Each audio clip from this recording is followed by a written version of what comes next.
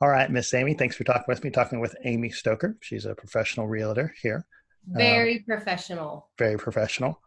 I mean, you're originally from Katy, Texas. I remember when we first talked.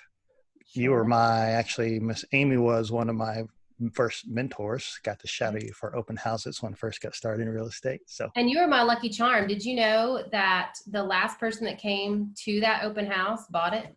nice. I like to say I take full credit for that, but it was my magnetic energy that did It it. was And totally. positive. We know you're in real estate now. What did you do before real estate? Well, I taught for 9 years. I taught middle school math, and but I have we moved 8 times in 10 years. Wow. So whenever we would go out with a realtor, now we didn't buy a house 8 times in 10 years, but we moved 8 times, and Mm-hmm. 3 of those times we purchased a home. And every time we would go out with a realtor, I was like, I love this. And all 3 of them said, you would be really good at this. And I Mm-hmm. said, I know, but I was teaching. Mm-hmm. So it wasn't really an option. And then when my oldest son was born, I stopped teaching and I stayed at home and then had our second child. And Mm-hmm. I, I don't, I don't think that I could have done this job when they were younger. Right. We moved here from Katy when my youngest was in kindergarten. Okay. And about 8 weeks after we moved here, my husband said, do you ever still think about being a realtor? And I said, all the time. And he said, well, I think now's the time that you should just take that leap and do it. And I'm like, yeah, sure. Because being a realtor in a place where you don't know a soul is really an easy battle. Mm-hmm. Because we didn't know anybody. Mm-hmm. But that was in March. I got my license in July, and I started with Keller Williams in September, and I have not looked back. Awesome. It's been 5 years, so Enjoying what you do, which is passion's always good. I always like to I know that love when it. it comes It's to that. fun. The It's fun. relationships part's fun because I came from the service industry, so that relationships with people is the fun part, and that's what I like Right. that can translate over. Um, When for me, I still, you can take the girl out of teaching, but you can't take teaching out of the girl. mhm. I still feel like I'm getting to teach people and educate people, and so much of what we do is about the relationship that we form, and Mhm. that's what I miss the most about teaching anyway, is Awesome. my coworkers and my kids. And Right. so I kind of get the best of both worlds, but I can still be mom, and I can still go to soccer tournaments and soccer practice and school plays and all that stuff. So That's right, because you're a boy's mom, I so am a boy mama. Yes, got a boy sir. mom and two boys, right? And they still doing soccer stuff like that. I mean, Well, right obviously not now, right but now, but in the normal conditions, right? yeah. Oh yeah. Yeah, we did soccer since she was little, so I remember all those traveling in tournaments Yep. and stuff all the time. Kind of when you get older, I'm gonna tell you right now to enjoy it because once it's gone, you're gonna be like, I was freezing my butt off sitting in the car sometimes watching, but you're gonna miss that I stuff. bought a hut. Like, it's a plastic. It's called Under the Weather Pod, Mm-hmm. and it's this little plastic hut. It's kind of like a tent. Best thing ever. I'm gonna call you spoiled because those kind of things didn't exist. I I can say know. back in my I'm day very when I was doing bougie. the soccer dad. What's a common myth that some people have about hiring a real estate agent? That buyers have to pay their realtor. I've Okay. had more, and you would think that they would know by now, but Mm-hmm. especially with as everything has transitioned to being so technology based, Mm-hmm. people automatically assume, well, I'm going to have to pay for this. Mm-hmm. And I'm looking at houses, but I don't want to hire a realtor. Well, the buyer doesn't pay the realtor, the seller Mm-hmm. does. Well, And say I think someone that is that's a watching, big or when I did audio for the podcast. So, say someone doesn't know how does that process work? Why doesn't a buyer have to pay the realtor? because the seller pays the realtor. So in a seller's contract, when you list a home, there is an agreed percentage. As a buyer, your realtor is paid by the seller, not by you. Exactly. And that is the biggest misconception. That, and that we're all rolling in dough. Exactly. That's because we're tough. not all rolling in stone. It's like teaching. It's something you do for passion, and sometimes Right. passion's And just sometimes that important. passion pays off, Mm-hmm. but sometimes, it's not as lucrative at first as you think it's going to be. By the time you pay all of your fees and your taxes and everything else, you're just a regular old Joe. But the good thing is that when, like I said, when you love it, you get to do what you do. That's right. What was a time when working with a buyer seller where things didn't go as planned, and how did you overcome to make things work? Man, Give me a good story. I have to just pick one. You can give me a couple. Well, okay, so I had some buyers and we were closing on their first house. They were getting married in May. Mm-hmm. We were closing on their first house in November. And the morning of closing, I called and said, "Hey, y'all ready to buy a house today?" And the seller said, "I was about to call you," or the buyer said, "I was about to call you. We can't buy the house." I said, "You're hilarious. That's hilarious." And he's like, "No, really, we can't buy this house because my boss just came in and told me I'm not going to have a job in 2 months." And I said, "Okay, well, I understand, but you're going to be sued if you don't go through with the purchase today. Now, if you had been fired today, like you didn't have a job today, we might be able to work through that, but you still have a job today. So we have to go to closing or it will cost you more in legal fees than it will to buy the house and then me relist it." So we were supposed to close at 10 o'clock. The lender and I ended up going to a restaurant and sitting and eating chips and queso almost all day, waiting for them. We finally closed at 4 o'clock that afternoon. Wow. It worked out because I ended up relisting he did lose his job in January. Mm-hmm. But I ended up relisting their house for them in May, and they sold it and made a profit. Nice. So there was that time. And then give me another one. I'm trying to think from a seller's perspective when things didn't go as planned. You have houses that sit on the market for a long time, mm-hmm. and you think they're going to sell quickly and they don't, or you list a house for sale at a certain sales price, mm-hmm. and then it doesn't appraise for that. And so you have to sell it for less. And that's always disappointing. Right. But, I've been, knock on wood, I've been very fortunate that I've really had good experiences mm-hmm. with all of my clients. Oh, that's awesome. I can tell you there's only been one client in 5 years that I would really have to pray about it if they mm-hmm. asked me to work with them again. Well, I think that's a testament to you as a person and your energy on how you work with people and how people want to respond and work with you. So now when you're talking about, like, I know that we know as professionals, but kind of like explaining how sellers don't always know that buyers don't have to pay for the realtor. So when you're consulting someone on selling a house, like you talk about a house that's been on the market for a long time, a lot of times there's resistance in taking our recommendations. What are some of the recommendations that you usually give to people that they're sometimes resistant on, but actually works out to their favor when selling? Hire a professional cleaning crew to come in and deep clean your house. Your level of clean is not listing level of clean. Mm-hmm. I mean, there are things that need to be cleaned that you don't even think about it. Mm-hmm. And it's just an overall impression of maintenance. Right. Your house has to be so clean that you could lick the walls. I mean, that's probably because people don't want to spend the money on mm-hmm. a professional housekeeper. Right. So that's one thing that I meet a lot of resistance to. Another thing that I meet resistance with is painting. Just because you love purple walls doesn't mean everybody else loves purple walls. Right. And then finally, a lot of times, if I hear the phrase, "but Zillow says," mm-hmm. just because Zillow says your house is worth something doesn't mean that that's really what it's worth. Right. So Zillow uses an algorithm to Mm-hmm. come up with their estimates. We use actual market data. Mm-hmm. So sorry if your brother is the founder of Zillow, but Right.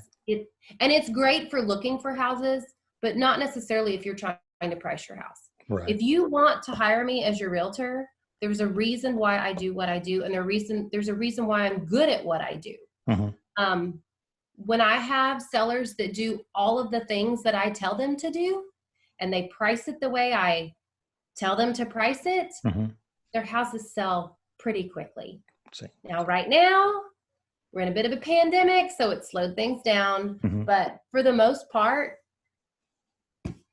if you do what I tell you to do and we Mm-hmm. price it the way I tell you to price it, your house is going to sell. Yeah, which, as I talked about, that's kind of the reasons of having these conversations, is to let people know also, because there's transactions and closings happening every day. I mean, it's how we Yeah, do things are different, but there's not a day that goes by that there's not a closing happening. Multiple, actually, with multiple our city. closings. So now talking about pandemic, so how have you kind of shifted to serve clients in a more personal way? Actually, before that, I want to ask you a technology question. How do you feel about the technology we have to use? I have a love-hate relationship with technology. I think it's great when people can use my app to look for properties. I Mm-hmm. think it's great that we have the map tools that we have, and some of the marketing tools that we have. Mm-hmm. But if this job was all about technology, I wouldn't do it, Right. because I feel like you lose that personal connection when it's all technology based. Mm-hmm. Now, having said that, I've sold 2 homes to active Air Force airmen from Okinawa. Wow. And the only way they saw the house before they got here to close was via FaceTime. Awesome. Yeah. So I think that's great. What I don't like is I just kind of said this earlier. I don't like when you take the person out of it. Right. Like, if we're going to do all of that, then why have a realtor? Right. Because what we do is still highly important. So as far as there's a I lot of really think details and so. nuances, kind of like the Zillow estimate, there's just details and nuances that you can't take people out of to do. Now, as a realtor, some of our systems and things that are put in place, and as you know, a lot of the technology that's being pushed behind the scenes, Mm-hmm. like, great, but why do I have to do that? I get it that they're trying to put things more in the 21st century and make it, very, we live in a technological world, so we need to keep up with that and this, that, and whatever. But at some point, if it's working for you, keep doing what you're doing. Exactly. So I'm willing to try new things, but I have a system in place that's working for me. Mm-hmm. And I'm very resistant to change that. If it But that's works, also then. part of my personality. I'm very stubborn. So we talked about like showing clients via FaceTime. What are some of the ways that you've pivoted to still serve clients in a personal way, but use the technology during this time of that social distancing is a word? I do a lot of phone calls. I do a lot of texting. I'm still showing homes in person. Mm-hmm. We meet there. We, if they want us to wear masks, we wear masks. Some Mm-hmm. people are like, I ain't afraid of no Rona. Mm-hmm. So, it just depends on who I'm with. You Mm-hmm. just kind of have to read the room. Right. I have a seller that wants anybody who enters her house to wear a hazmat suit. And I totally respect that. Mm-hmm. And, I go out and search for Lysol and Mm-hmm. whatever else I can do to make my client feel comfortable. Mm-hmm. But at the same time, in this market, if you want to have your house as an active listing on the market, you have to be okay with people coming inside your home. Right. We do everything that we can to respect, as a buyer's agent, we do everything we can to respect the homeowner. Mm-hmm. So I was out showing houses the other day, and the seller provided masks, booties, and hand sanitizer. So we masked up, bootied up, and they had a thing of hand sanitizer in every room, which was great. Yeah, that's a forward thing. It works out. So, and I've seen some listing agents, they'll have little care packets by the front door, and it'll be a big Ziploc bag, and inside the Ziploc bag it'll have a pair of gloves, a pair of booties, a Clorox wipe, mm-hmm. And I think a mask or something in there. So there's ways that we can do that, but I tend to just kind of go off of what my clients want, and I serve them where they are, which is important. That's awesome. So, like a dream client, well, if you could pick out your dream client you'd like to work with, buying or selling, who would that be? I love working with buyers. There's something about being a part of that moment in their life where they, like, it's a big deal, helping people buy their first house, mm-hmm. helping people buy their forever home, mm-hmm. Helping newlyweds find the place that they're going to have their babies. I mean, that's a big deal to me, and I take that very personally. So I love working with buyers, but then, on the flip side of that, having a seller, like the open house that you did with me, mm-hmm. those sellers were so eager to do anything that I asked them to do. Right. They were the perfect model sellers. And if I told them to do it, they did it, and they wanted to do it the best way they could. Just, that is awesome, because we are in this position, and if we're good at it, we're good at it for a reason. So to have people value our expertise and our knowledge, that makes me feel good. I understand that feeling. That's probably kind of goes back to being your teaching background too. So get that satisfaction from that. If you had to describe home, what does home mean to you?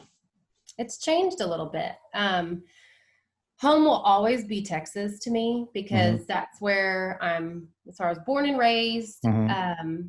That's where I went to college. I never lived outside of Texas until we moved here 5 years ago. Mm-hmm. So home will always be Texas. But at the same time, and I've really felt that since we've moved here, we don't have any family close by. Home is really wherever my husband and my kids are. So, but I will tell you, like, that's home. And I have a sign in my living room that says it's so good to be home. Mm-hmm.